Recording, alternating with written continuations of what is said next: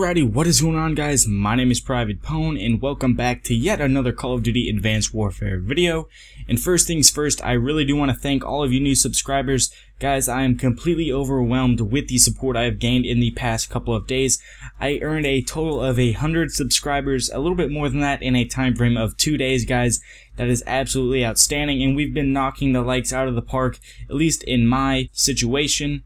I've been gaining between 20 and 30 likes per video, so guys, I'm going to bump it up to 40 likes per video.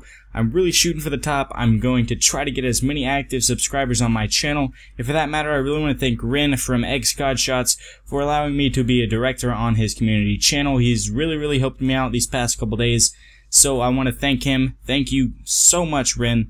And going on into the topic of today's video, I'm going to be talking about the new EXO suit abilities and EXO suit launchers. So starting off, I'm going to be describing what the EXO suit abilities are, and if you haven't been on planet Earth for the past month or even weeks of that matter, you should know that our multiplayer characters in Advanced Warfare are wearing these next generation type EXO suits, allowing our characters to have these abilities, and I'm going to be going over the 7 abilities that we will be given as of now in Advanced Warfare, but these abilities are really limitless. These EXO suit abilities really do give our multiplayer characters some awesome features in the game. Going on to the first EXO suit ability, we do see the EXO cloak, allowing your character to visually conceal yourself for a short duration of time. Guys, we have seen this in other game franchises, but I'm not going to get into that. I don't want to see any fanboy comments down below, even though I probably will. But going on to the next one, we do see the EXO hover does allow you to hover in place for a short duration of time. Guys, this is pretty awesome. I'm pretty sure it's like boost yourself in the air, but you do have that airtime where you can linger up in the air and get some visual viewpoints of the map. And the next ability we do see is the EXO overclock, which does increase your foot speed, which is pretty much like marathon, I believe. I'm kind of confused why they didn't put marathon in the perk system. And our first EXO ability we're looking at is EXO ping, which does show enemy EXO movement and weapon fire in your HUD. And HUD is your heads up display, which is the area around your screen where you do see your minimap, kill feed, kill streaks, ammunition, and of course the kill feed. Going on to the fifth EXO ability, we do see the EXO shield, which is a quick deploy shield attached to your EXO's arm, which is pretty much like the riot shield from previous Call of Duties, which does absorb bullet damage and explosive damage as well. And this is a collapsible riot shield that is attached to your EXO suit on your wrist. Looking at our sixth EXO ability, the EXO stem, temporarily generates health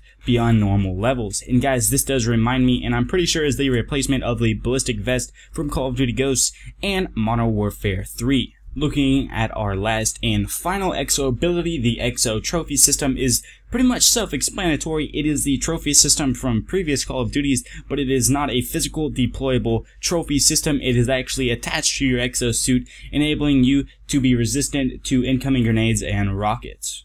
Going on to the second part of this video, I'm going to be covering the EXO launchers, which is actually our tactical and lethal grenades that we have seen in previous Call of Duties. There are some returning ones that have stayed the same, and actually some new ones that have some features that we have never seen before. The first EXO launcher we see is the frag grenade, which is the same old frag grenade that we have seen in previous Call of Duties. You can hold it to cook it for a shorter explosive time when landing, or you can throw it and let it blow up on its own. Going on to the second EXO launcher we see is the same old stun grenade that we have seen in previous Call of Duties, which blinds, disorientates, and slows down enemies.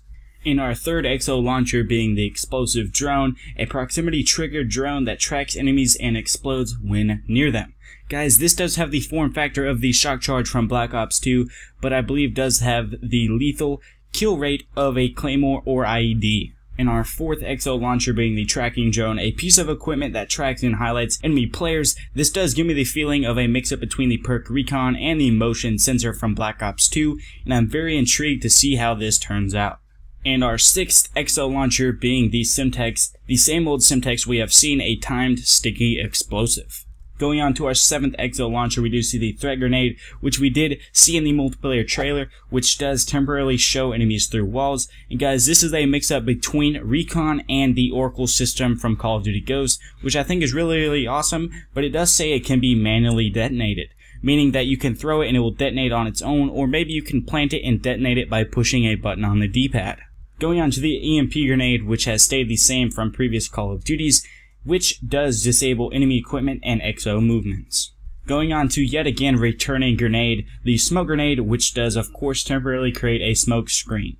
Going on to our second to last EXO launcher, we do see the variable grenade, which is kind of like one of those slot machine field loaders, but in this case a grenade, where it does cycle through the stun, EMP, threat, and smoke grenades. Going on to our last and final EXO launch, we do see the spike drone, which is basically the futuristic version of the throwing knife, but in this case it is a lethal drone that returns on command.